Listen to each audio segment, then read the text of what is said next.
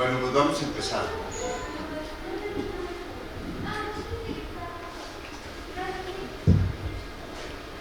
Bueno, muchas gracias por estar aquí. Para mí es un gusto tener como invitado en la Facultad de Filosofía y Letras al doctor Luis Orozco,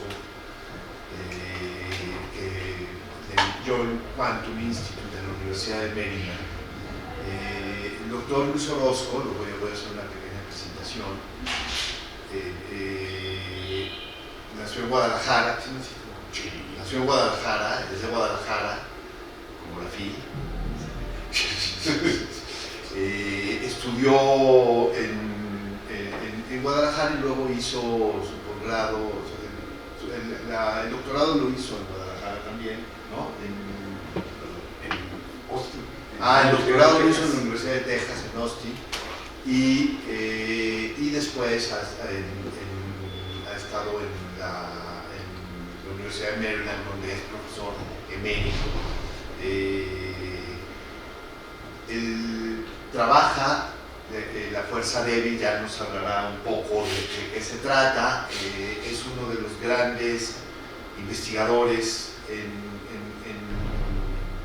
física cuántica en el instituto, y yo tuve el gusto de conocerlo cuando estuve en Washington, en Estados Unidos. Estuve dando clases en la Universidad de Maryland, yo estaba en Georgetown, y ahí coincidimos y nos hicimos amigos, hablamos mucho. Lo que es para mí muy interesante es este espacio en común de que podemos tener como seres humanos cuando vienes de campos tan distintos. Entonces, hemos hablado de teatro, hemos hablado de pintura, hemos hablado de ópera. Hay muchos espacios en común. A veces tendemos a ver las disciplinas como encajonamientos, y quizás la intención de esta charla, que como habrán visto es doble, es hoy aquí en la Facultad de Filosofía y Letras y mañana en la Facultad de Ciencias, es ver cómo el conocimiento que nos trae el conocimiento de otras áreas. En una facultad como la nuestra, yo creo que lo mismo pasa en ciencias en la UNAM, una facultad como la nuestra, en donde tenemos las carreras de filosofía, de historia, de letras hispánicas, de las distintas de letras modernas, de letras clásicas, de geografía y de pedagogía y de historia. Es un espacio muy rico, o debería ser un espacio muy rico para la formación de los estudiantes y de los académicos también, por supuesto, en las distintas cosas que allí suceden. Aunque ha habido una tendencia en los últimos años hacia la especialización y la particularización de los conocimientos. Entonces, como si en letras inglesas no pudiera saberse lo que pasa en historia y no fuera importante lo que pasa en historia, o como si la traducción fuera un tema de las carreras de letras extranjeras y no tuviera lugar en las letras hispánicas. Entonces, una de mi lado, de las intenciones de esta conversación es acercar esos espacios y ver cómo se pueden hablar, cómo se pueden relacionar. En ese sentido, ya que lo presenté, yo tenemos un plan de conversación. Pero interrumpan, por favor. Lo que quieran interrumpir, preguntarles de acuerdo. Desde este momento, si no están de acuerdo, o si tienen alguna opinión o alguna pregunta, por supuesto, es bienvenido. El primer tema que vamos a tratar es qué es la ciencia para un poeta y qué es la poesía para un científico. Y le paso la palabra al doctor Orozco. Me llamo Luis, ¿no? A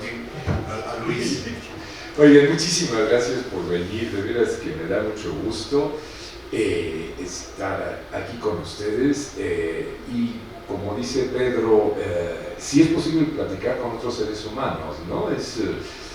Aún siendo de disciplinas muy diferentes y no necesariamente se puede platicar, se debe de platicar de algo muy profundo y algo muy trascendental, ¿no? Puede ser la amistad que me une con Pedro, como dice él, es muy grande, muy profunda, ¿no? Y pues creo que se pueden divertir ustedes con estas intercambios de las conversaciones, ¿no? Una conversación como muchas se han dado en su casa, en mi casa, en fin, ¿no?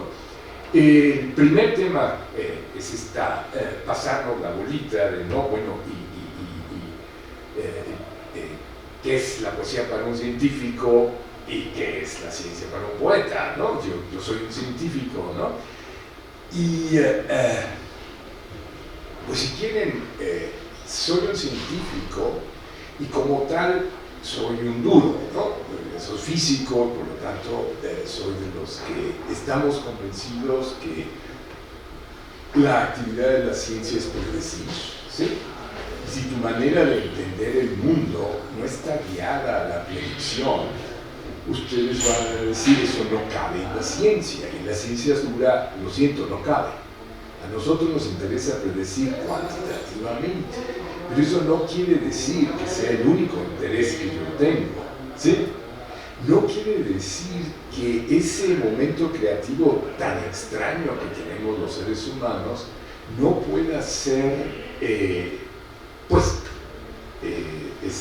iluminado por una obra artística, por un poema que puede ser en el idioma original, en español, o en inglés, o en francés, o un poema traducido de un idioma al español, al inglés o al francés. ¿Por qué? Porque pues yo no soy, todavía creo que no soy, una persona completamente insensible a la belleza. No estoy de acuerdo que la belleza es un criterio de verdad. No estoy de acuerdo en decir que una teoría física, si es hermosa, es correcta. ¿Por qué? Porque mi teoría física puede ser hermosísima y dice que esta pluma cuando la suelte sube, y fíjense qué pasa cuando hago el experimento. Se cae, ¿no? Y la teoría puede haber sido hermosa según cualquier cosa. ¿Por qué les digo, no puedo aceptar la belleza como criterio de verdad, ¿no? Pero yo sí puedo aceptar que la belleza, que la creación de un poema o la lectura que yo hago de un poema con mi interpretación de eso, me puede echar a andar y hacer esas conexiones neuronales para decir, oye, sí, efectivamente, esto se explica de esta manera y puedo hacer esta predicción. Esa parte de la predicción es probablemente lo que nos diferencia más a los duros a las otras personas que hacen actividades humanas. No crean que yo estoy despreciando las otras actividades humanas. No estaría aquí, ¿no, mi querido Pedro? No, pero sí noten, ¿no?, que al final de cuentas, sí, quien me ayuda a pagar la renta, pues es el que yo haga una predicción cuantitativa. Y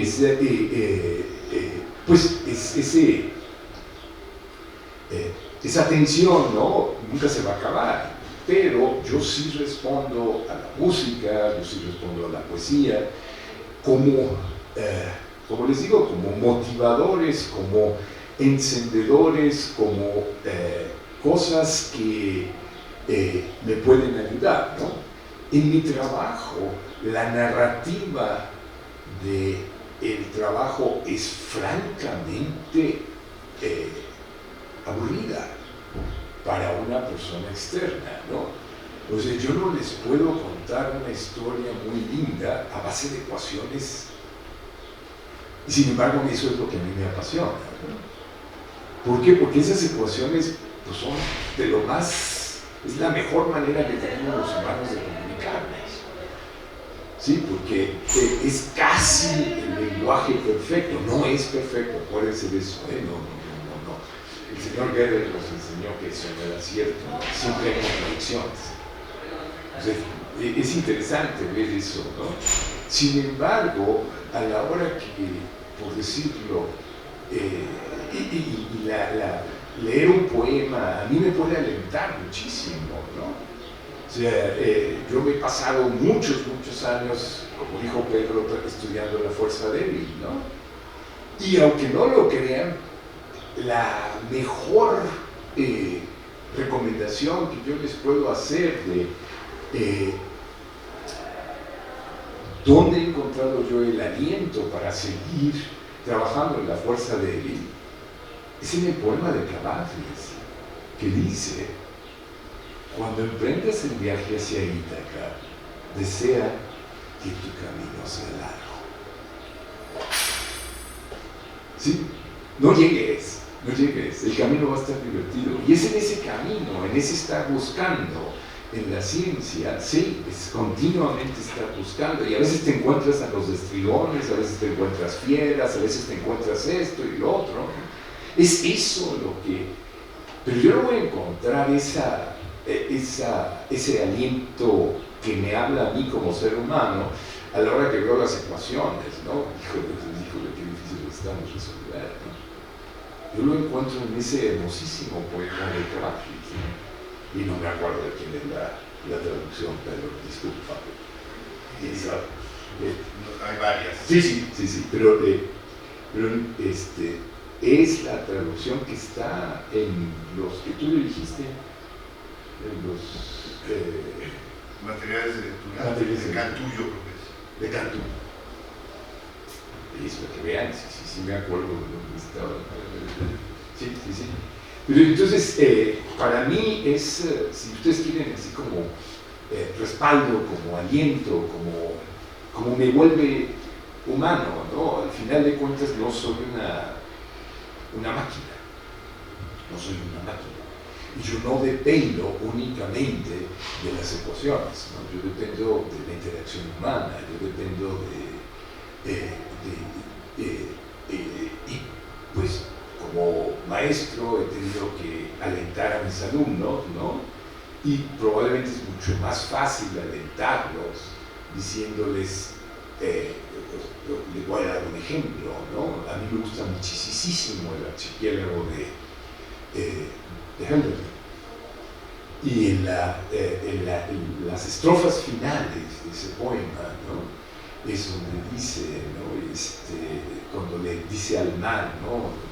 Y a ti, cuando el extravío de los hombres me tenga abrumado, déjame contemplarte, ¿no? Eso para mí es mucho, y se los he dicho a más de uno de mis alumnos: mira, léete el final del archipiélago de Hölderlin, que yo le pase el último artículo sobre la fuerza débil, ¿no? Porque con toda seguridad se van a desalentar mucho más, ¿no?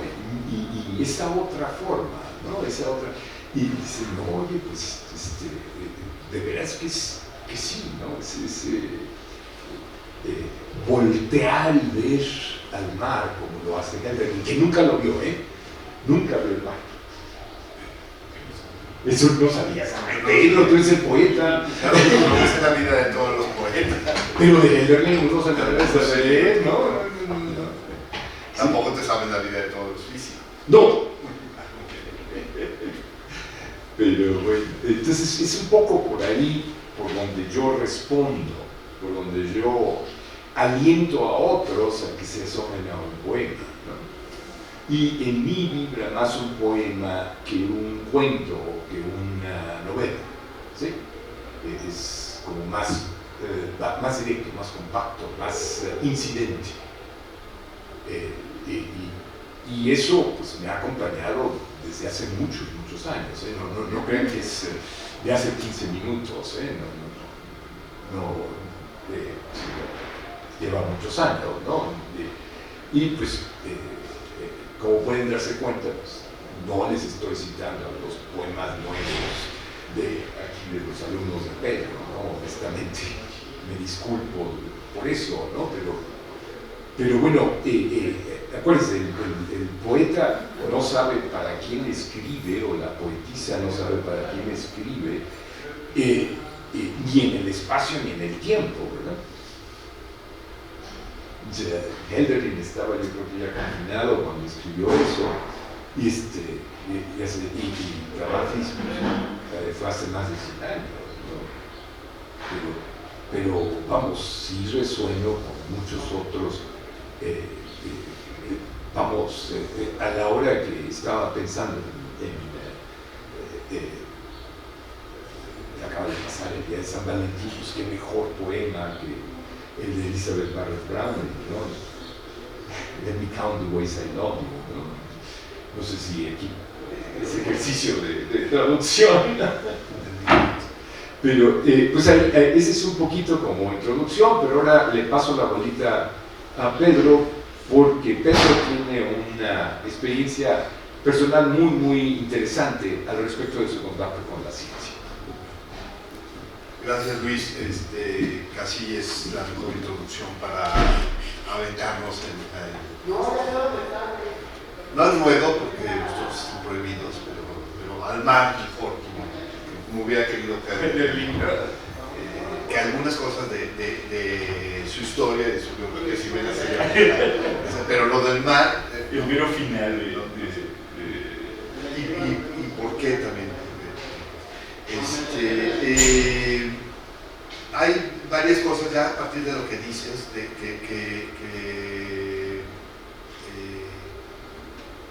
que me parecen importantes. Por ejemplo, la parte de la especialización, ¿no? O sea, la parte en donde en la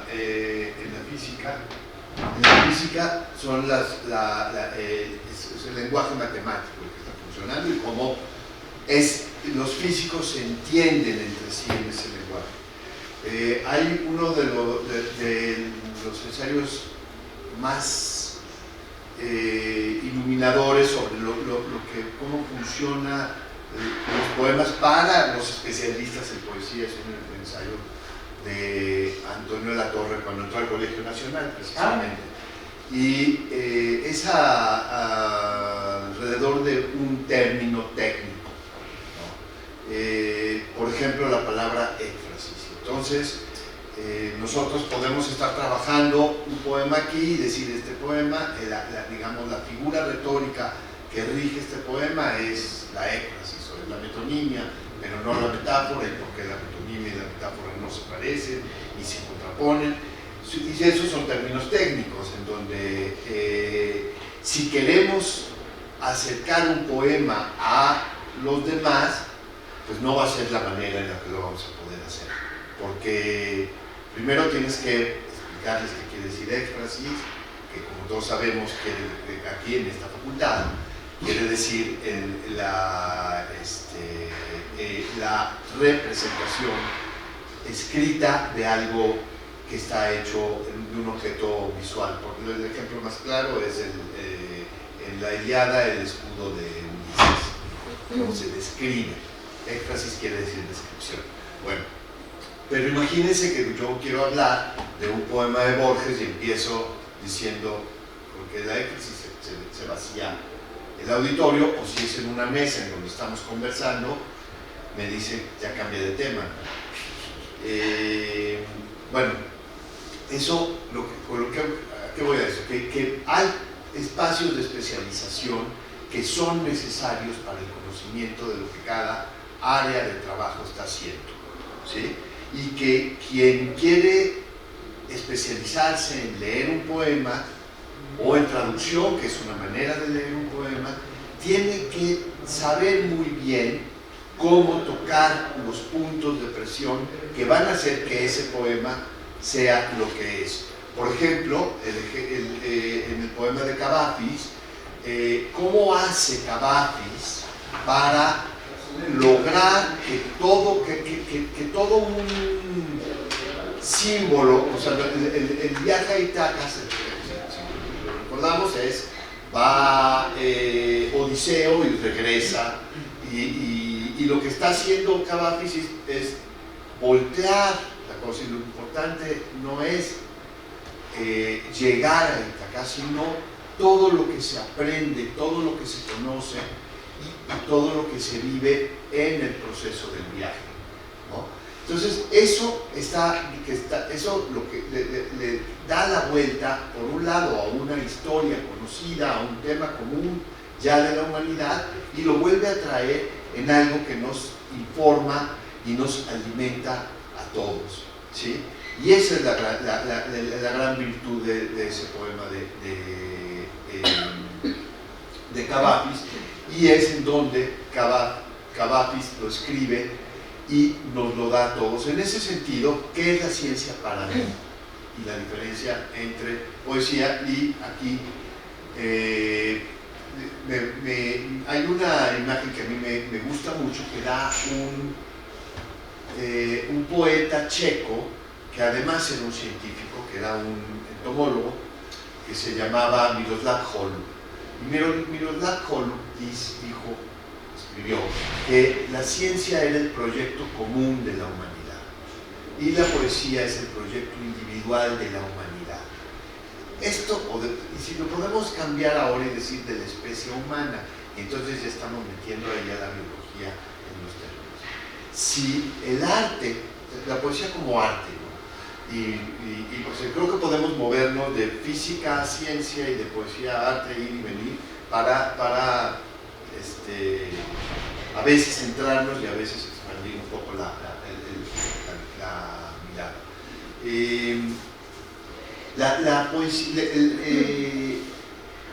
El arte es el proyecto individual de la humanidad, precisamente por esto que señalaba Luis, que diferencia a lo que hacen los poetas de lo que hacen los científicos, que en poesía no hay predictabilidad, ¿sí?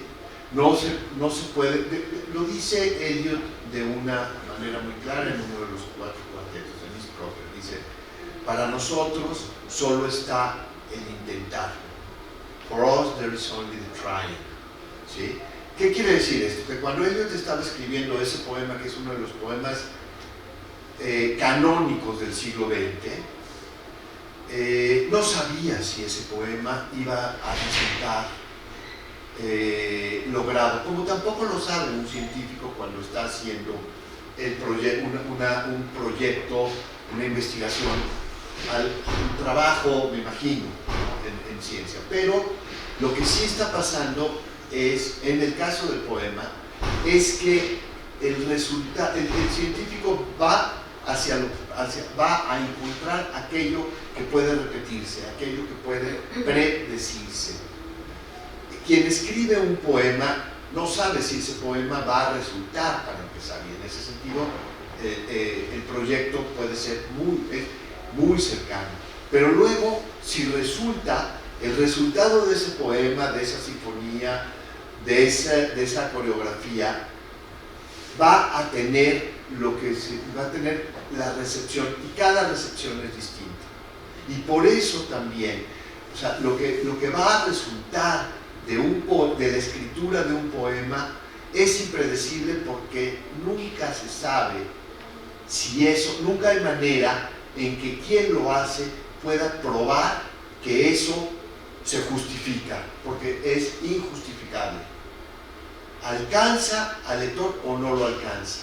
Y lo que hace el artista es intentarlo y dejar la moneda en el aire, aventarla y decir: es ahora en los lectores, y es ahí donde es la humanidad o la especie humana, es el proyecto individual de un individuo que lo lanza, y los individuos que forman la especie humana lo pueden pescar o se puede perder como una botella en el mar. Yo creo que eso sería para mí la gran diferencia. Ahora, ¿qué ha sido la ciencia para mí en cuanto a mi formación? En primer lugar, soy hijo de científicos, ¿no? Mi madre era química y mi padre era investigador biomédico. Entonces, crecí en laboratorios Y pude haberme dedicado a eso, como me dijo mi padre, todavía puedes, yo no volteé a ver, Todavía puedes. volver a empezar, no, y además la carrera de medicina, que es de las más largas que hay, pero hay una parte en donde me hubiera gustado ser médico. Y yo estudié letras aquí, pero casi todas las optativas que tomé fueron en filosofía, porque me interesaba mucho también la filosofía. Y eso me ha servido muchísimo en mi formación para entender lo que son los poemas, ¿no? Otra de las cosas que después fui, cuando empecé a hacer el doctorado, me sirvió muchísimo leer a filósofos de la ciencia, como Kuhn, como Feyerabend, o como que yo admiro muchísimo, que es Michel Serres, un filósofo francés que murió no hace mucho y cuyo lugar en la Academia Francesa lo ocupa ahora Mario Vargas Llosa. Creo que su discurso estuvo muy bien, pero a mí no me hace mucha gracia que Mario Vargas Llosa esté en la Academia Francesa. Es que eso es lo que él cree. No, sí es inmortal. Solamente los de la Academia Francesa en Letras son inmortales, los de ciencia, ¿no? No, solo los de letras. Solo los de letras, yo conozco puros de ciencias. Bueno, entonces, digamos que eso, cuando yo trabajé, ¿cómo va a construirse un poeta? ¿Cómo un poeta se forma? ¿Cómo un poeta se hace? Y en el momento histórico que es el siglo XX, fue para mí muy importante pensar cómo era recibida la ciencia en el siglo XX, ¿sí? Por ejemplo, una de las cosas es llamar, que eso, yo me imagino que cuando alguien está haciendo física, está trabajando en matemáticas. Pero luego, por ejemplo, ahorita dijiste la ciencia, la física es una ciencia dura. Y desde el lado de las letras diría, ¿por qué se le llama ciencia dura? ¿Por qué optamos por ese término para hablar de la ciencia? ¿Por qué escogemos la palabra dureza y no otra que podría quizás ser más exacta en la definición de las diferencias que hay entre las diferentes ciencias y entre las ciencias, bueno, en alemán la literatura también se considera una ciencia, ¿no? Pero es otro tipo de cientificidad. Y aquí yo quisiera cerrar esta intervención mía en una cosa que me puse a pensar, a buscar. Dije, bueno, el término de verdad, ¿no? O sea, esta verdad que alcanza la ciencia es una verdad indiscutible, ¿sí? Y entonces me fui a buscar las raíces etimológicas de verdad en alemán, en inglés y en español. Y todas coinciden en una doble, un movimiento doble. Uno tiene que ver con la compatibilidad. ¿Qué es compatible con qué?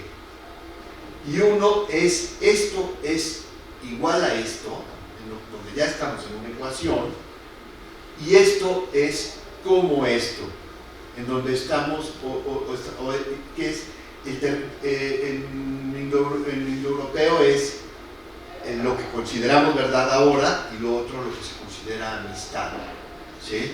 Entonces, si regreso a esta diferencia que decía Hall, yo diría que la poesía, el arte es el proyecto de amistad de la humanidad, y de amistad, porque la amistad es individual, y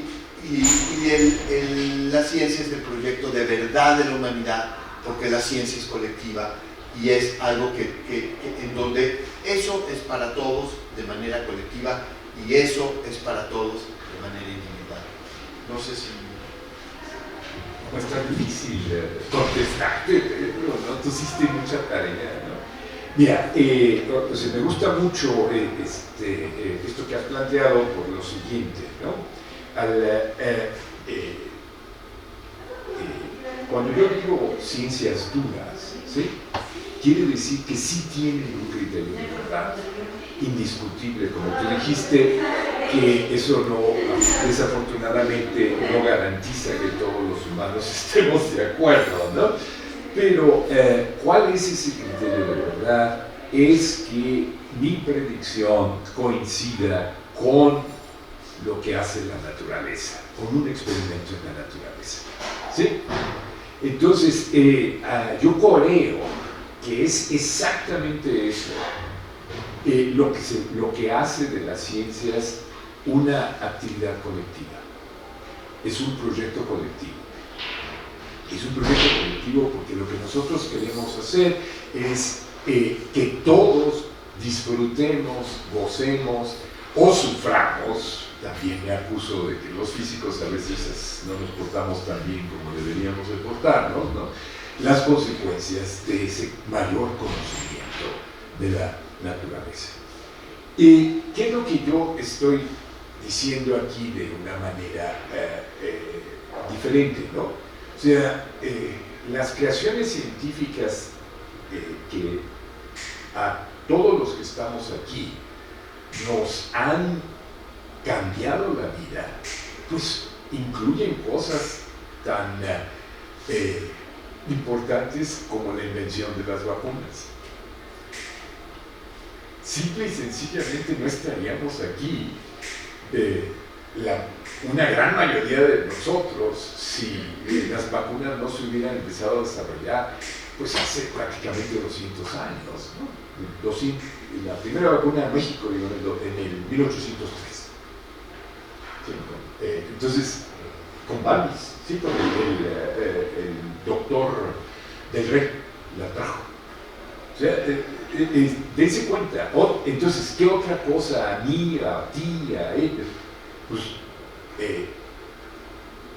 la invención del transistor. La cantidad de transistores que hemos hecho los humanos. El transistor se inventó en 48 y no empezó a construirse de manera seria sino hasta el 58. ¿Ok? En el 58 dijeron, oigan, esto sí se puede usar para esto, para lo otro, para lo demás allá. Y me voy a permitir sugerirles a los poetas aquí que en vez de decir te quiero más que todas las arenas del mar, lo que deben de decir ahora es te quiero más que todos los transistores que hemos hecho los humanos. Son muchos más que las arenas del mar. Son muchas más los transistores que hemos hecho los humanos desde el 58 hasta ahorita que las arenas del mar. Y no se crean que es por un factor de 2, es por más de un factor de 10,000. Más de 10,000 veces más. Y ustedes van a decir, oye, pero eso es absurdo. No, no es absurdo. Fíjense, ahorita los transistores de sus celulares requieren del orden de 100 átomos. ¿Oyeron bien? 100 átomos. No son muchos. Y un granito de arena son miles de millones de átomos. Y un transistor son 100 átomos. Entonces, y si no lo hubieran inventado Bardeen y sus colegas, el transistor lo hubiera inventado otra persona. En ese sentido, de que es un proyecto de la humanidad, el trabajo de un científico es mucho menos identificable como de una persona, ¿sí?, como de un problema. Porque yo estoy seguro de que si no lo hubieran inventado otros. Si Einstein no hubiese inventado la teoría de la relatividad, otros lo hubieran hecho. Si Schrödinger no hubiera inventado la mecánica cuántica, pues es tan claro que Heisenberg la inventó también, ¿no? Sí, ese es un ejemplo y así sucede. Entonces, nuestra actividad que tiene el criterio de verdad de que lo que yo diga tiene que ser lo que hace la naturaleza, se cae la pluma cuando la suelto, ¿sí? Eso es el criterio de verdad, es el experimento, y es la gran revolución que aparece en el siglo XVII, de que ahora sí, tú haces una predicción, tiene que hacerla la naturaleza. ¿Sí? Pero cosas tan... Entonces, hasta cierto punto, la gran modificación, para bien o para mal, eso se lo dejo a los que estudiaron filosofía, ¿no?, del éxito de la especie humana sobre este planeta, pues se debe a nuestra predictibilidad. Y esa predictibilidad es lo que nos ha permitido hacer más casas, hacer casas en lugares sísmicos, poner agua, llevar agua de un lado a otro. Eso es, y fíjense, eso es hacer predecible la civilización. Nuestra manera cotidiana de vivir depende. Ustedes están seguros de que va a prender el celular. Esa absoluta seguridad que tienen, y la sorpresa cuando se acabó la pila, tiene que ver con ese proyecto comunitario, pero no individual. Mientras que, como dice Pedro, de una manera mucho más linda que lo que yo voy a decir, ¿no? Pues el poema es el poema que escribe Pedro. Si Pedro no lo escribe, no está como un proyecto colectivo. No lo van a hacer sus exalumnos, solo lo puede hacer Pedro. ¿Sí?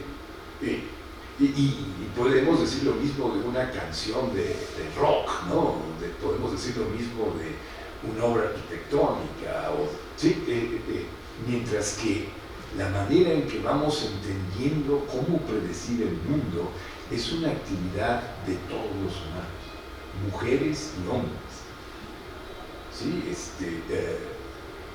Es, para terminar y pasarle la bolita a Pedro ahora, quisiera hacerles notar una cosa que probablemente ya lo han notado, y es que los premios Nobel de ciencia rara vez son individuales. Siempre son colectivos. Y los premios Nobel de literatura, yo no conozco uno que haya sido compartido. ¿Sí? Entonces eso resalta pues esta idea de que uno es un proyecto de la humanidad y el otro es un proyecto individual. ¿Sí? Entonces, a mí me gustaría, como siguiente punto, ¿sí?, que habláramos de el tema de la sombra. Sí, voy a empezar para hablar del asombro con esta imagen que me gustó mucho de la pluma caer, ¿no? Que si la sueltas, cae. Y entonces ahí entras a la gravedad, que antes la considerábamos fuerza de gravedad, pero ya no es una fuerza. Sí, es una fuerza. Sí, es una fuerza, pero luego el otro día leí que no es una fuerza, que es otra cosa. Pero bueno, es una interacción, pues. Sí. Para ser más técnico. Estaba en la parte técnica. Es que como me he estado metiendo en esos temas, entonces ya como que rasco un poquito y luego me asusto. Luego me asusto. Pero no, iba más que nada me vino a la cabeza un poema de Carlos Pellicer, que dice: hay azules que se caen de morados. ¿Sí? La pluma cae de morados, hay azules que se caen de morados. ¿Qué está diciendo este poema? Porque cada lectura es en donde es una reactivación de la individualidad lo que sucede en el poema. Y ahí entra el asombro, ¿no? El asombro del poeta está en alcanzar algo que no pasa originalmente lingüístico, no es lingüístico. La imagen mental que va a resultar en esa, hay azules que se caen de morados, pasa por la mente del poeta y cae en las palabras que encuentra. ¿Sí? Pero esa nebulosa, por llamarla así, que se va dando en asombro y que va cayendo en estas palabras, es mucho más compleja de lo que en primera instancia pensamos, porque hay azules que se caen de morados. ¿Qué le pasó a Pellicer para que pudo decir, hay azules que se caen de violetas? ¿No? Pero fue de morados, y morados es un color muy cercano al violeta, pero no es el mismo. Y no solo eso, además de morados, tiene una continuidad, porque no olvidemos que los poemas antes que sucedieran como escritura, suceden como oralidad. Luego hay filósofos que te dicen, como Derrida, que la oralidad en realidad es una forma de escritura, pero eso ya entraríamos en otros temas. Pero cuando está diciendo hay azules que se caen de morados, está diciendo al mismo tiempo que se caen y cambian de color, como las jacarandas en este momento. O sea, yo digo hay azules que se caen de morados y pienso en las jacarandas, porque además, si ustedes ven la caída de una flor de jacaranda, cae demoradamente, ¿sí? Entonces, todo eso está pasando en el poema de Pellicer. Y eso es un asombro lo que lleva a que suceda, y es un asombro cuando sucede, nosotros lo leemos, ¿no? Ahora, por supuesto, y aquí entra de nuevo eso que dije de Borges, de Eliot, para nosotros solo está el intentarlo. Cada poema es un hecho nuevo, ¿sí? Cada poema es un asombro nuevo. Cada poema que se escribe forma un lugar para sí mismo en el mundo. Lo cual, y aquí regresaría quizás un poco al campo de la física, porque hay un pequeño poema de Borges que dice epitafio de un poeta menor, que dice: la meta es el olvido, yo he llegado antes. ¿Qué está diciendo? Que todo va a desaparecer. Todo ese asombro producido por la humanidad, por cada uno de los poemas, cada una de las coreografías, cada una de las pinturas, es al final se va a desaparecer como los poemas de ese poeta menor y como el Quijote, ¿no? Hay algo brutalmente conmovedor y al mismo tiempo desolador en ese poema de Borges, ¿no? Y nos enfrenta con nuestra realidad como individuos, como seres humanos, y como parte de eso que es la especie humana, y como parte de eso que es el universo. Y ese asombro que está en los poemas es un asombro que es, yo creo, cercano al asombro con lo que nos movemos nosotros, porque además pienso, Luis, que lo que estás diciendo de esa predictibilidad y es los transistores que logramos como seres humanos también van a desaparecer, como el Quijote. Y sin embargo, está esa capacidad del ser humano de haber hecho esos poemas y de haber hecho esos transistores, ¿no? Y ahora, el hecho del asombro, cómo funciona el asombro, cómo avanza el asombro, es distinto en la ciencia que en el arte. Y en el arte es una caída al vacío que continúa en el vacío, ¿no? Es un abismo, ¿no? Pienso en otro poema breve de Ungaretti que se llama La Alegría, dice, lo voy a leer, lo voy a decir lo más cercano al original: me ilumino de inmenso, ¿sí? O me ilumino de inmensidad, me ilumino de inmenso en italiano. Eso es el asombro, ¿no? Poder escribir eso, poder lograr en el lenguaje decir algo que no estaba y que una vez que está ya es cosa nuestra, cosa de todos. Y es el asombro de nosotros como lectores poder ver eso, leer eso y escribir eso en el momento en que lo estamos leyendo. Y ahora te paso la palabra. Sí, no. Pues quisiera decir que probablemente la capacidad de asombro ante los fenómenos naturales es la parte más crítica, más importante que debe de tener un científico. Es el acercamiento inicial, ¿sí?, a la naturaleza con ojos nuevos, ¿sí?, para tratar de entender y predecir. En algunas ocasiones yo noto en un buen número de mis colegas científicos que lo han perdido, que simple y sencillamente ya no se asombran de la naturaleza y su productividad científica baja muchísimo. Eso a mí me llama la atención, es acercarse a esa frescura al abismo, ¿sí?, y reconocer que ahí hay algo interesante que se puede, en lo que se puede trabajar.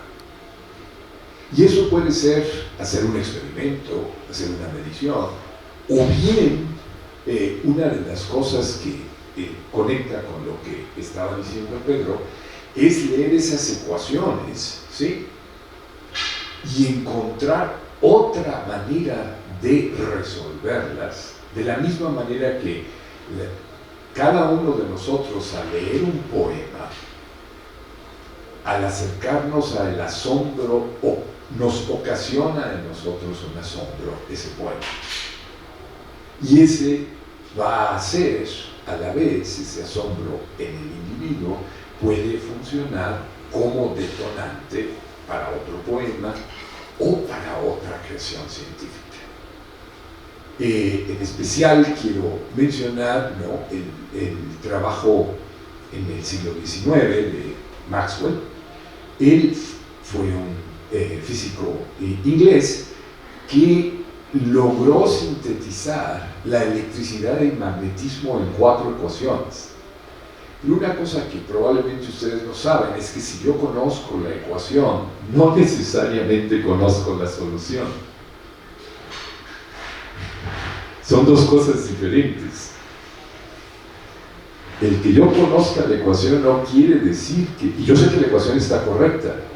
Entonces, para escarbarle, ¿sí?, me siguen causando asombro esas ecuaciones, ¿no? Y yo voy a ellas, les escarbo y encuentro cosas nuevas. Por darles un ejemplo muy sencillo de una cosa que pasó. Cuando Maxwell escribió sus ecuaciones, se dio cuenta que la luz era un efecto electromagnético. Pero no fue sino hasta finales del siglo XIX, principios del XX, que empezó a haber comunicación por radiación electromagnética, y es el inicio de lo que se llamaba primero la telegrafía sin hilos. Tengo una duda, ¿Maxwell es el que hizo lo de las rejillas? No, las rejillas, lo que hizo Maxwell sí explica los de las rejillas de la luz. Sí, o sea, tú estás hablando de que si tienes una rejilla y pasas luz... Ajá, que es como físico, como algo material, no me acuerdo cómo se explicaba. ¿Que era onda? Y particular a veces. Sí. Pero todo se explica con las ecuaciones de Maxwell. aunque no lo creas. Y Maxwell no sabía que se explicaba. Ese problema todavía no existía. Sí. ¿Por qué era electromagnética? O sea, era la presencia de la luz y alguna otra variable como algún magnetismo en el entorno que desplazara y hacía conjunto de Voy a tratar de ser un poquitín más técnico. Muchas gracias por la pregunta. ¿Por qué se dio cuenta Maxwell de que era una onda electromagnética, la luz, de dos maneras? ¿Ok? Cuando uno escribe las ecuaciones, ¿sí?, hay un número que todos los físicos reconocemos, que es la velocidad de la onda. ¿Sí? Ustedes escriben las ecuaciones y se hallan un número que multiplica el tiempo, velocidad por tiempo me da espacio, ¿sí? Entonces todo está muy bien. Y a la hora que él hizo eso por primera vez, dijo, bueno, pues mira, aquí parece ser que hay una radiación electromagnética. Se dio cuenta que la velocidad a la que se transmitía la radiación era la velocidad de la luz. Entonces, oye, esto está mucho más interesante, ¿no? Y ahora sí, para lo que dicen las ecuaciones de Maxwell, es lo siguiente, y es bien lindo, a ver si me sale. Cuando el campo eléctrico está formando una onda, ¿no?, la onda va hacia Pedro, ¿sí? Entonces sube, baja, ¿sí? Fíjense en el movimiento de mi mano. El movimiento de mi mano sube, baja, ¿de acuerdo? Pero fíjense que cambia de posición y cambia en el tiempo. Se dan cuenta que son dos cosas. Cambia va así, ¿no? Si se dan cuenta de que cambia en posición y cambia en tiempo, ¿sí? Y lo que se dio cuenta Maxwell, que es increíble, es que si el campo eléctrico cambia de posición, hace que el campo magnético cambie en el tiempo. Y si el campo magnético cambia de posición, hace que el campo eléctrico cambie en el tiempo. Y si el campo eléctrico cambia en posición, hace que el magnético... Entonces, es como échate la bolita, ¿no? ¿Quién fue el primero y quién fue el último? Entonces, el campo eléctrico y el magnético están haciendo esto, nomás que cada vez moviéndose más hacia adentro. Siempre están los dos. Siempre están los dos. Lo que pasa es que a mí nunca me quedó claro eso, porque yo puse en mi ventana una tela premeditadamente y yo veía una onda que se plasmó en la tela, ¿verdad? Y tenía ese movimiento. Pero yo creía que era una curva de las dos electromagnéticas. Sí, no, la curva eléctrica es para acá y la curva magnética es para allá. ¿Sí? Entonces fíjense que ustedes pueden ponerse en una posición que nada más ven la eléctrica, ¿no? Ajá, eso era lo que... Pero es muy bonita esta idea de que si este cambia, ocasiona que el otro cambie, y si el otro cambia, ocasiona que el primero cambie, en el espacio y en el tiempo. Eso es lo mismo, ¿no? En las dos cosas. ¿Sí? Entonces es un ejemplo pues muy muy interesante de que hubo una persona que se asombró de que existían esas ecuaciones y vio, eso fueron Marconi y compañía, que oye, se pueden enviar mensajes por radio, ¿no? Y ahorita cuando ustedes reciben por WhatsApp, son ondas electromagnéticas. Y cuando Maxwell escribió sus ecuaciones, nadie sabía que había posibilidades de hacer hornos de microondas, ¿no? Y creo que todos nosotros más o menos hemos usado eso, ¿no? Y es también una de estas que le hace así. Igual. Sí, entonces, el hecho de que estés, por favor, eso es una idea, porque vi que a ti te causó asombro, ¿no? ¿Cómo de que no saben los físicos todas las posibilidades? Pues no sabemos, porque esas ecuaciones hay que resolverlas dadas unas circunstancias.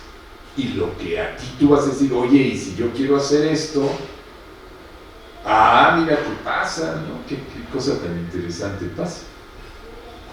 ¿Sí? Entonces, y una lectura como la hizo Cavafis de la Ilíada y de la Odisea, específicamente de la Odisea, ¿no?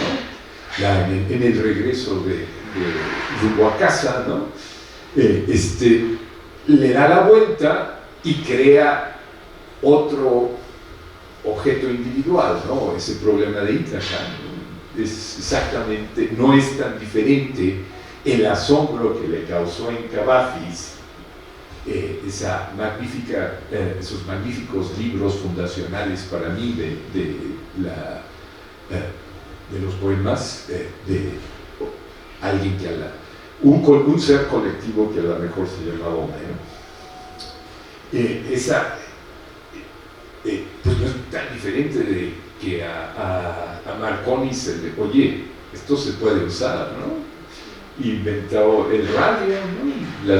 Y luego empezó a mandar mensajes entre Inglaterra y Canadá con ondas de radio en 1903. Sí, y llegaban a qué velocidad, a la velocidad de la luz, oigan, es mucho más rápido que cualquier otra cosa que existía en ese entonces, ¿no? O sea, no, nada de mandarlo por carta en barco, ¿no?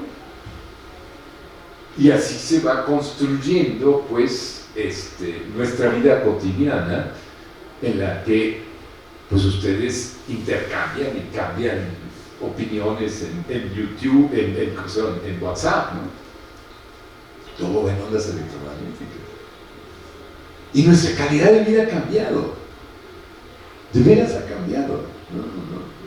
O sea, no es que yo sea un enamorado del progreso, pero yo sí veo que es mucho más fácil conseguir agua pura y estar seguro que el agua está pura porque la pueden analizar.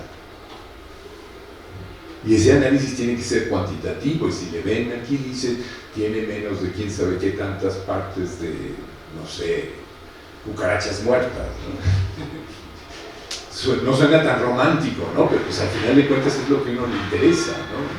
No quiere encontrarse un pedazote grande,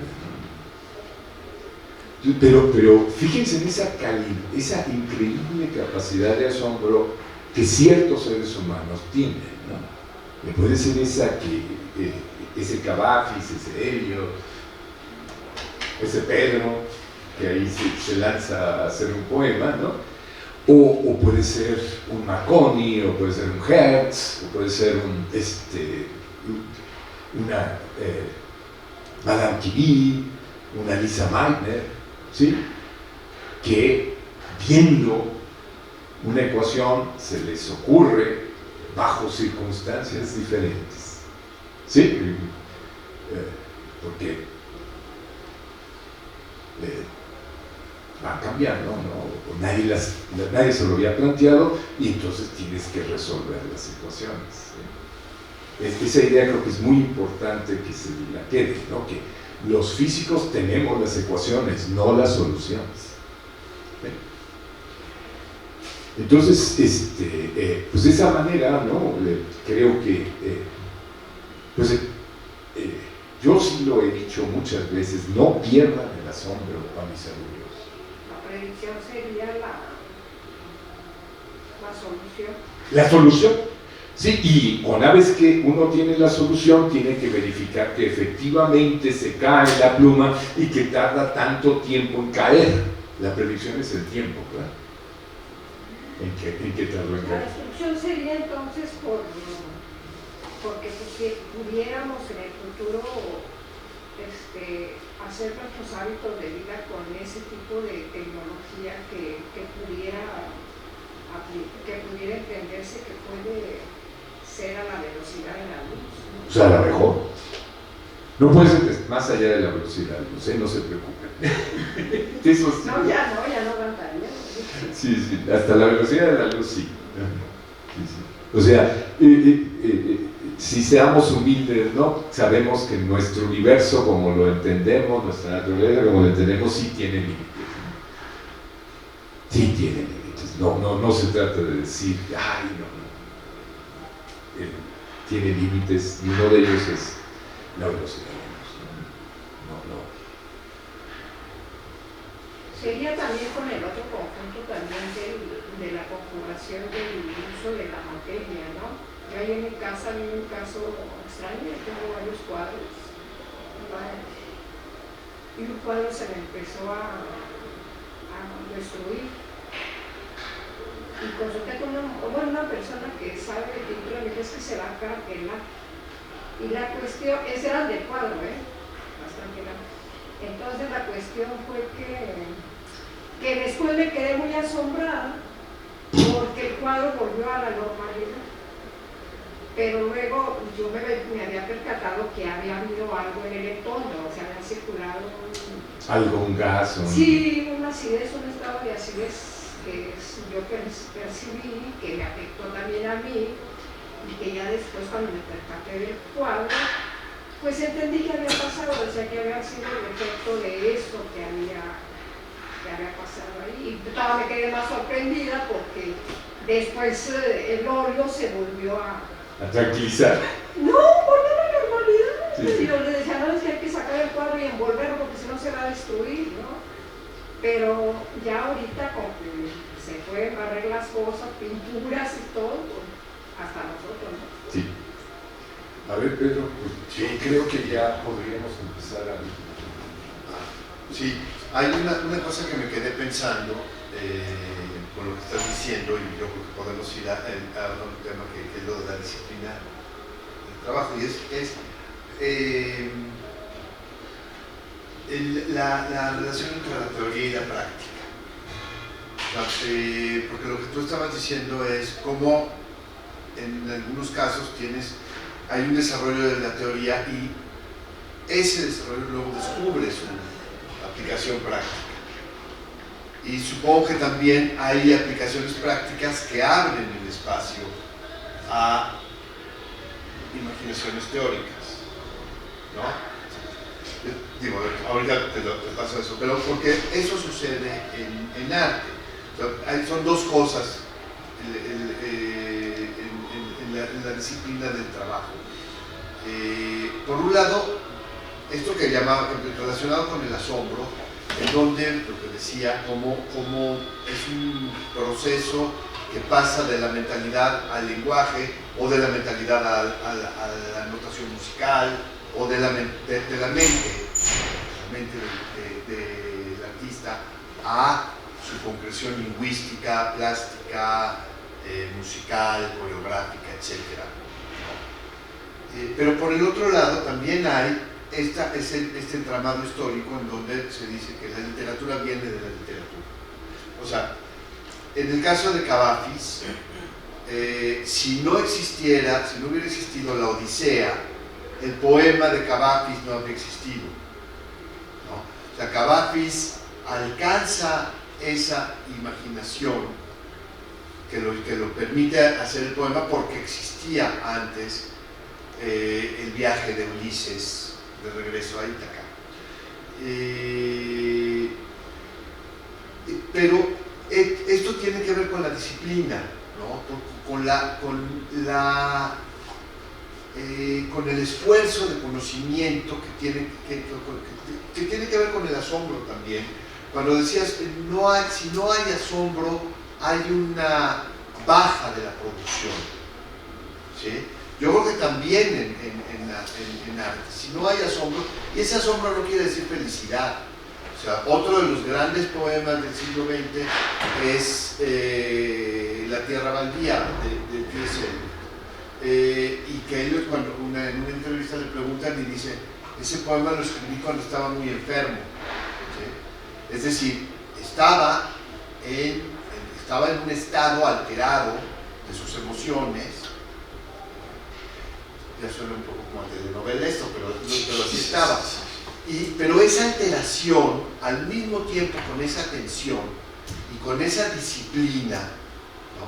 Porque lo que puso Eliot para escribir ese poema fue toda su formación filosófica que había tenido, todos sus conocimientos, todo ese bagaje de antecedentes culturales, literarios, ese cruce entre la literatura anglosajona y la literatura francesa, la filosofía francesa y la filosofía anglosajona y la alemana, y el conocimiento de la poesía que estaba sucediendo principalmente en Francia y en Inglaterra y en Estados Unidos, y de repente todo eso da una vuelta y en un esfuerzo de disciplina y al mismo tiempo de atención, es decir, de emocionalidad activa, a pesar del estado, o gracias también al estado de desequilibrio emocional en el que estaba viviendo, se escribió el poema, pero tuvo que sentarse a escribirlo, ¿sí? Tuvo que llevar ese estado emocional que tenía, que en el caso de Cavafis es otro, o en el caso de Ungaretti es otro, o en el caso de López Velarde cuando escribe La suave patria es otro, pero en todos esos casos, o Octavio Paz escribiendo Piedra de Sol, hay una profunda disciplina de escritura y al mismo tiempo la suerte, que yo creo que también está en el científico, de que las cosas caigan mágicamente en su lugar, ¿sí? Porque hubo otros esfuerzos de Eliot o de Paz o de Cavafis o de Ungaretti que no cuajaron, no se hicieron poemas, ¿sí? Pero la disciplina, el estar atento, el estar alerta y el estar todo el tiempo buscando esos cruces. Yo creo que en arte, quien solo está viendo una sola cosa, es difícil que logre alcanzar a llegar a algo más. Es, digamos, la atención y la desatención, ¿no? De repente, el ver hacia otro lado te hace ver con mayor claridad cómo vas a tocar los puntos que necesitas para que el poema caiga como tiene que caer. Y supongo que en ciencia pasa lo mismo.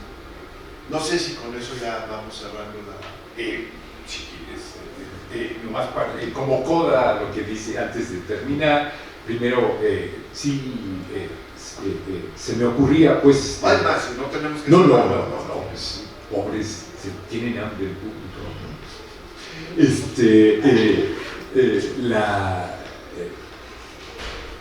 Quisiera, todos, pues creo que la mayor parte de los seres humanos, ahorita que vivimos, hemos oído de Einstein y de su increíble pues huella en nuestro trabajo, ¿no? Nuestra vida cotidiana, otra vez, ¿no? Quisiera hacer un poquitín notar de su increíble contribución, que precisamente va exactamente en lo que tú acabas de decir, Pedro, de alguien que está mirando para todos lados y además tiene suerte. Einstein, en el año de 1905, que todo el mundo le llama en física el año milagroso de Einstein, ¿sí? Estaba preocupado curiosamente por muchas cosas. Tenía una curiosidad y un asombro impresionante. Voy a empezar con el tema de su tesis doctoral. Él quería convencer, porque todavía no todos los científicos estaban convencidos, de que sí había átomos. De que sí había átomos. Imagínense, para mí como físico pensar que los átomos no existen. Yo creo que la cosa más importante que tenemos, que guardar como guardianes del secreto es que todo está hecho de partes, ¿no? Y los átomos es un muy buen ejemplo de eso, ¿no? Pues la tesis doctoral de Einstein tiene 7 sugerencias de cómo hacer una medición para asegurarse que efectivamente existen los átomos. Y una de esas sugerencias la llevó a cabo Jean Perrin, un químico francés, y ¿qué creen? Pues por supuesto que le dieron el premio Nobel por eso, unos años después, poquitito después de la... O sea, Einstein dijo, no, miren, esto va a ser absolutamente, nadie lo va a poder negar, que esto es un átomo, ¿no? Se medían las consecuencias y No me estaba viendo. sí. No, Para terminar, ¿no?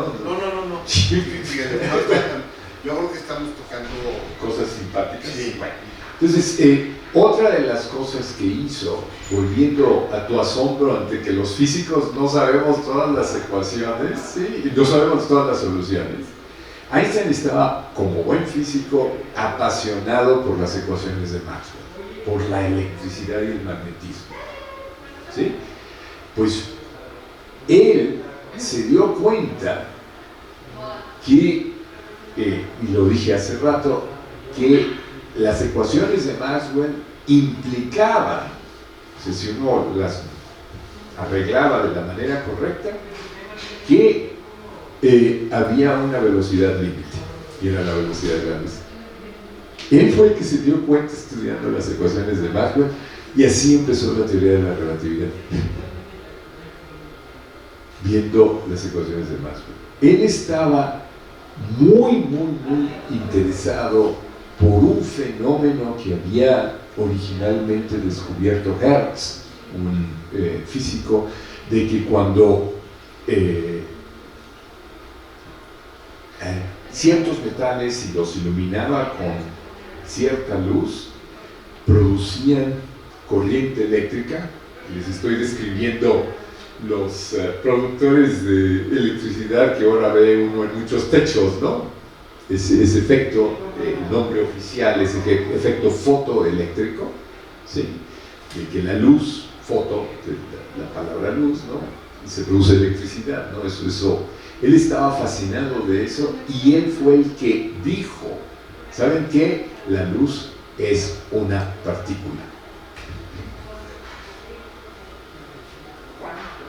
Pues, no solo eso, sino también estaba muy interesado en la mecánica cuántica y él encontró la manera de explicar la mecánica cuántica de una manera mucho más natural que como lo había hecho Planck 5 años antes. Es un año milagroso de que una mente, pero ¿qué estaba pasando? Él estaba volteando para todos lados. Y la última cosa que les quiero pasar de que hizo Einstein en ese año, él estaba, no sé si ustedes han visto alguna película sobre Einstein o demás, él estaba bien interesado en un problema que es cómo se le hace para que dos relojes en diferentes lugares, ¿sí?, estén intercambiando información y coincidan. ¿Por qué eso es importante? Es importante para los trenes, y por eso es que Einstein y los trenes siempre aparecen, ¿sí?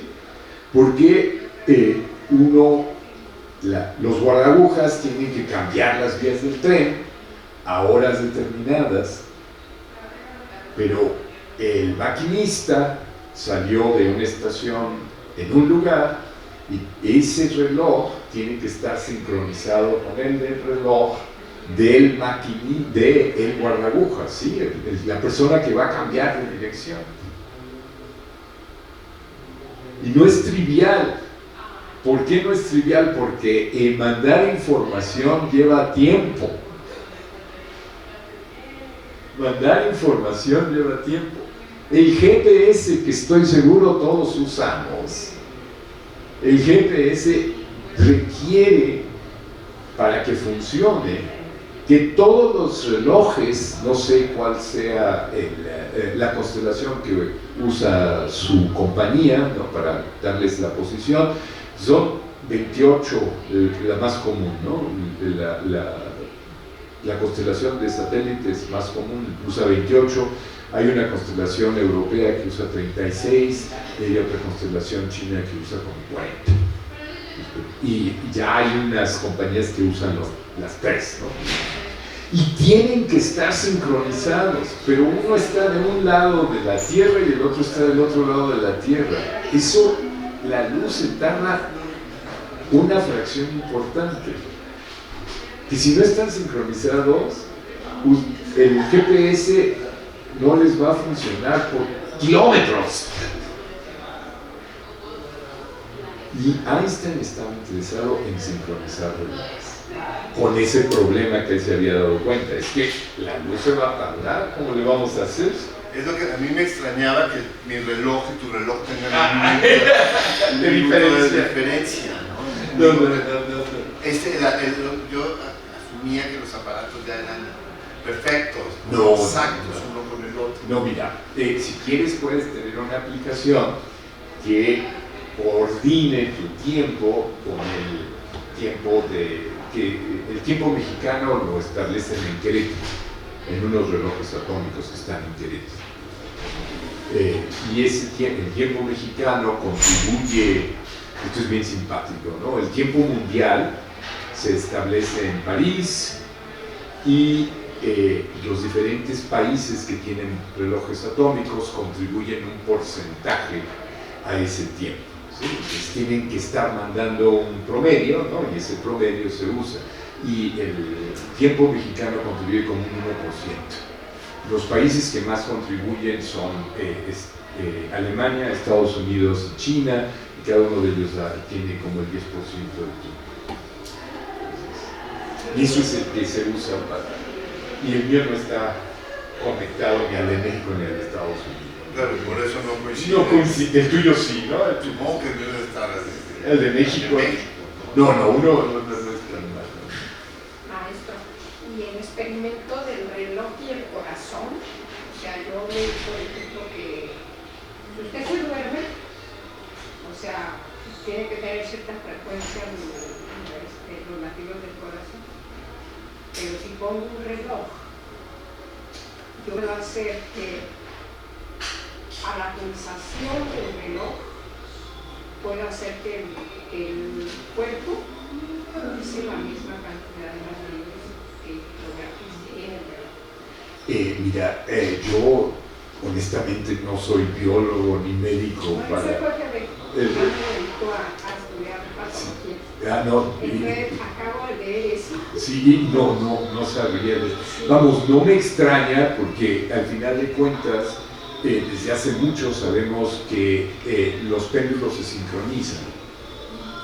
Sí, si yo tengo un péndulo aquí y un péndulo acá, esos péndulos al rato Y el corazón se sincronizan. Entonces no me extraña, porque es una cosa natural, que péndulos se sincronicen. Aquí no traigo, pero este libro. Sí sucede, pero allá si me dicen cuál es exactamente el mensaje, cuál es la cosa que recibe. No me lo No, imagino como eso que dice Sí. que se puede. Bueno, había varios temas que queríamos tocar, pero yo creo que, por ejemplo, Mañana vayan a la sí, Facultad de Ciencias, en donde la conversación Para seguirá. estar acá más físico, ¿no? Que es, por ejemplo, la inteligencia artificial. Y yo había estado pensando en temas que los voy a tocar, porque ciencias son palabras que seguro se manejan mucho más. Pero aquí alguno me dirá si conoce, ha oído hablar, por ejemplo, del panpsiquismo, o la sentiencia, sentiente, los seres sentientes, ¿no? Es decir, la posibilidad de que haya una mente, de que la inteligencia artificial pueda o no pueda, no diría reproducir, sino recrear lo que hace una mente, pero ya no nos va a dar tiempo de eso, entonces vayan mañana. Quizá lo que valdría la pena para cerrar es qué nos ha dado a cada uno, qué te ha dado el arte a ti en tu trabajo como científico y qué me ha dado a mí en mi trabajo como poeta la ciencia. ¿Quieres que empiece? Bueno, y entonces presentar un modelo, ¿no? En mi caso, yo creo que la ciencia ha sido muy importante en el arte, pero no como prueba de la realidad científica, sino como disparador imaginativo, ¿sí? Yo he leído, la verdad, por ejemplo, de lo que menos tengo asideros es en las matemáticas, en mi caso. Y la física ha sido para mí un espacio de un conocimiento mucho más reciente que otras áreas, ¿no? Por ejemplo, la biología y en eso la evolución es para mí importantísimo. Yo tengo un poema en el que lo que estoy hablando es de cómo estoy en un espacio con mis hijos y de repente me vino a la cabeza un video que había visto, un programa de televisión, ya no me acuerdo, en donde es unos mandriles que entran a su cueva y luego salen en la mañana, ¿no? Y entonces, eso como especie humana somos parte también de esa historia natural de los seres vivos, ¿no? Por supuesto, en el poema hablo de eso, pero eso no quiere decir que esté tratando de hacer una demostración de la teoría de la evolución o de ciertas lecturas de la teoría de la evolución, sino que para mí lo que yo he aprendido de la ciencia, lo que yo he aprendido de las constelaciones, lo que yo he aprendido de la historia del universo, o lo que yo he aprendido de la historia de las especies, me ha dado en el momento en donde se acercan al espacio de escritura de un poema, tiene lugar en el poema. Entonces, y además me ha dado muchísimo para estar atento a las cosas y para imaginar nuevos poemas, ¿no? Y para estar en la vida, o sea, leer sobre eso, a mí me parece tan fascinante como leer sobre traducción, que es el tema que trabajo, o como leer sobre la escritura de poesía, que sería otro de los temas que manejo. Entonces voy a leer un poema, mañana voy a leer otro, así que el poema de mañana va a ser mucho más reciente, lo cual no quiere decir que implique una adecuación o contemporaneización que tenga que ver con la ciencia, pero este es un poema que escribí hace muchos años y que se llama El Físico, y entonces es un poema que lo leo ahora, y aquí es un ejemplo de cómo la actualización, o sea, la ciencia no se actualiza en el sentido en el que se actualiza el arte, ¿sí? Este poema tiene una realidad en este momento muy distinta a la que tuvo en el momento de su escritura y en el momento de la lectura de quienes lo hayan leído en otra situación. Entonces lo voy a leer. El Físico. Fijo los ojos en la quieta tarde, miro pasar sus horas. La corriente sigue ese cauce suave y conciliable de los gestos, los hechos y la muerte.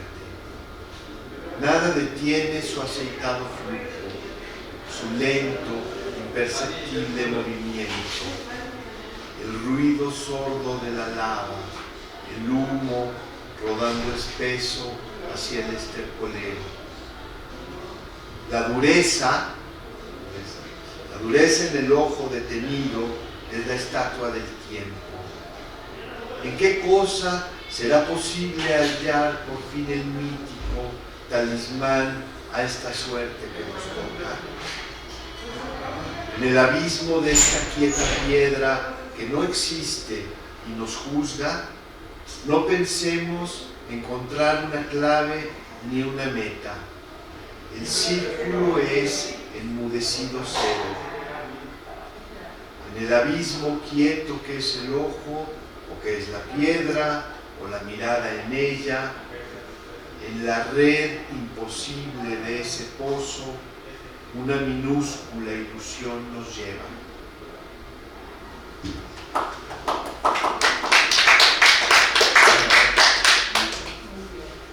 Bueno, habíamos quedado que ahora yo voy a tratar, me dirán, de hacer un poquitín de divulgación científica con ustedes, ¿sí? Y lo que yo quisiera hacer es un poquitín o relacionado justamente con lo que decía Pedro al principio, de que a mí me apasiona la fuerza débil.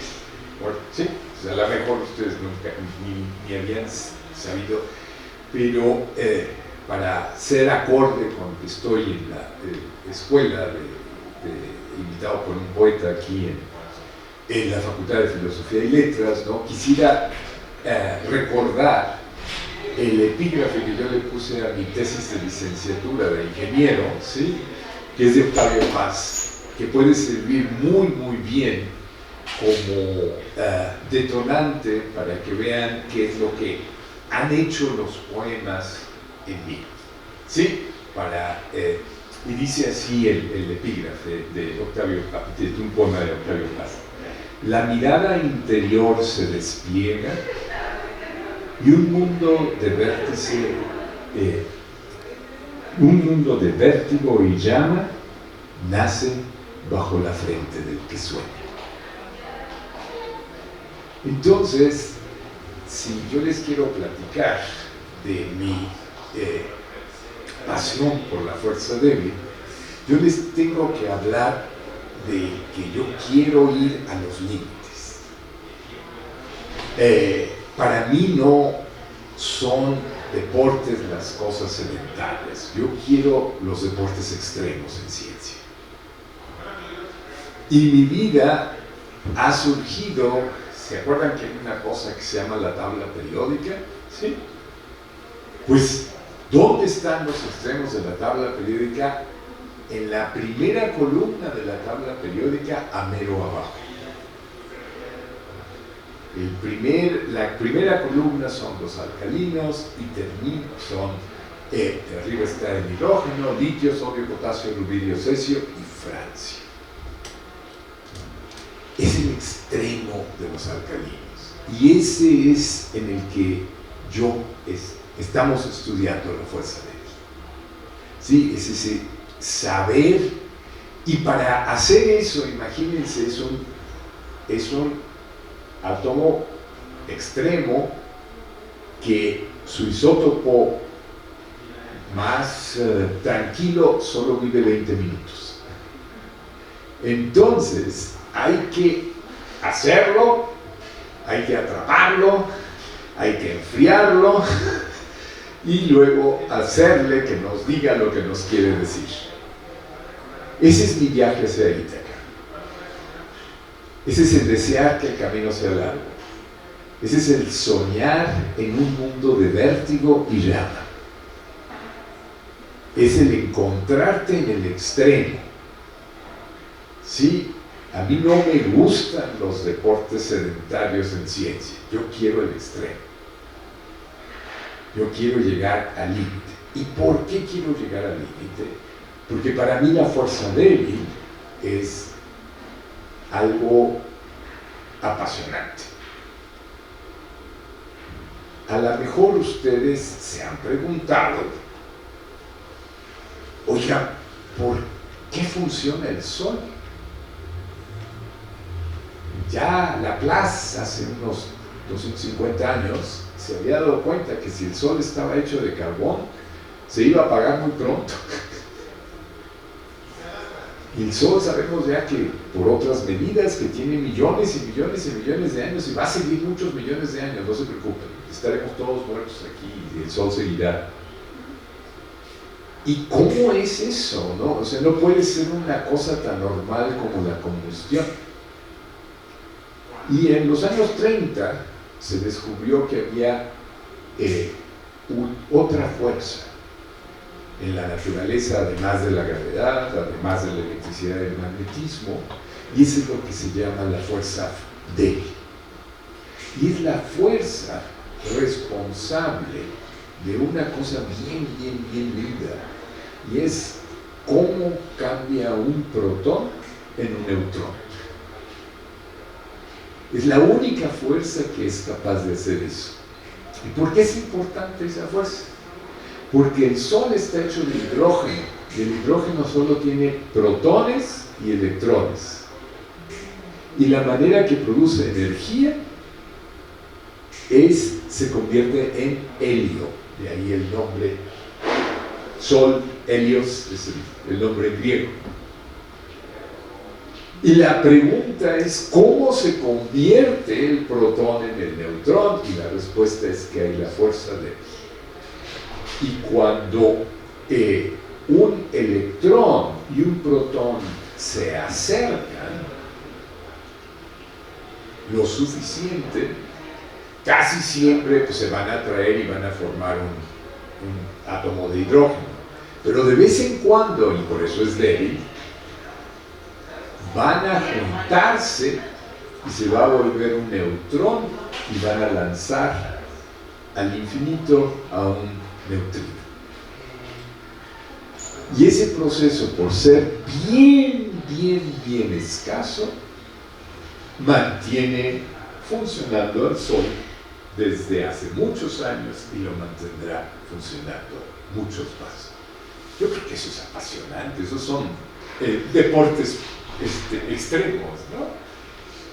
O sea, yo tengo que irme al átomo más inestable que hay en los primeros 103 átomos de la tabla periódica. Es un átomo que tengo que hacer. Nos pasamos un montón de años, y yo tuve que aprender una cantidad de química que honestamente desconocía para lograr en un acelerador hacer francio con un choque entre oro y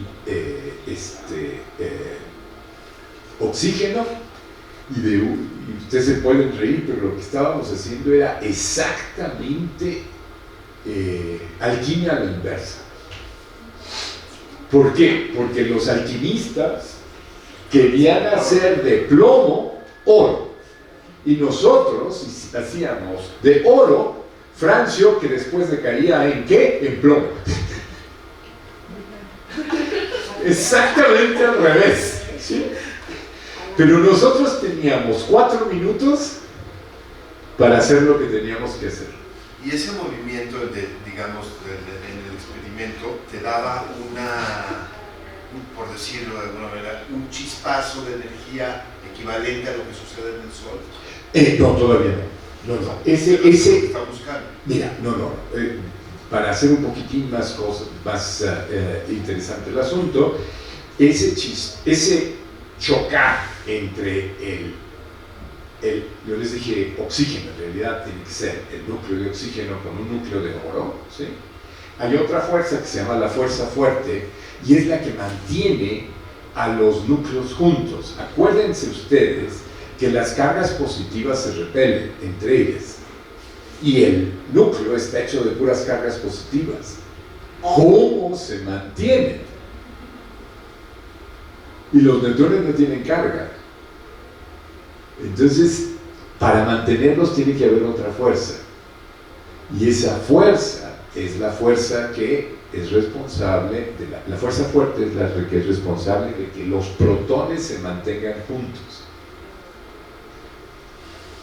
Y la fuerza débil es la que hace Que unos de esos protones se conviertan en neutrones. se convierten en neutrones por la agresividad, se puede decir, del electrón. Mira, la fuerza débil funciona, ya para ser más técnico, entre electrones y protones, entre protones y neutrones, entre protones y protones, entre neutrones y neutrones. Todo el mundo le entra a la fuerza débil, ¿no? O sea, esta imagen de que es el electrón con el protón no es única. También puede ser protón contra protón y uno de los protones se convierte en neutrón y el otro queda muy feliz, pero tiene que salir también botado un electrón, ¿no? Para que se conserve la carga adecuadamente, ¿no? Un antielectrón. Entonces hay toda una serie de procesos, ¿no? Pero ¿a poco no es apasionante eso, no? Y yo he logrado convencer a más de algunos amigos, porque ahora eran alumnos míos y ahora son colaboradores, y ahí seguimos, ¿no? El viaje hacia Ítaca sigue largo y tendido. Pero si ves cuidadosamente la Odisea, mi querido Pedro, ¿estás seguro de que pasó? O acuérdate que Odiseo despertó en la playa. A lo mejor fue no, a lo mejor no, es que el mundo de Vértigo y Llama nace bajo la frente del que sueña. Muchas gracias. Bueno, gracias, gracias Luis por estar, digamos, como anfitrión, ¿no? En esta facultad. Es un gusto haberte tenido y yo espero que esto de la fuerza débil les dé a ustedes como chispazos para sus propias investigaciones o búsquedas en lo que estén haciendo. Y pues Están invitados mañana. Están invitados mañana, les agradecemos. Mañana es en el auditorio que empieza con Y, allí en la Facultad de Ciencias. Ese. Sí, está el cartel ahí, están los dos carteles. Yeliscali, ese sí. Maestra, pero ¿por qué deportes fuertes? Porque hay que... así se requiere. Hay que estar en el extremo. La gente joven sabe lo que es los deportes extremos, ¿no? No sé si alguien tenga alguna Más otra pregunta o algún comentario. Muchas gracias por venir y por hacer preguntas, ¿no? No, nada. ¿Están exaltados o apabulados? No, O con hambre. ¿A qué hora va a ser mañana? a la misma hora. Ah, ok. Sí, allá los esperamos. De veras, creo que no, miren, les agradecemos que no hayan traído jitomates para echar. ¿Mañana sí van a llevar ustedes? No. Es que tenemos clases ahora. Huílense una.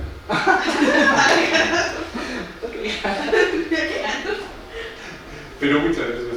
Y así conocen a el personal de ciencias. Es diferente. Es diferente. Pero somos humanos, al final de cuentas. Nos preocupa que si llegó el metro a tiempo, que si... Pero muchas gracias. Y gracias a los que lo van a ver por, no sé, en la página de ¿qué dijiste? Bueno, en la página de la facultad lo van a subir. La grabación. La grabación. Entonces, eso queda como documento. Bueno, muchas gracias.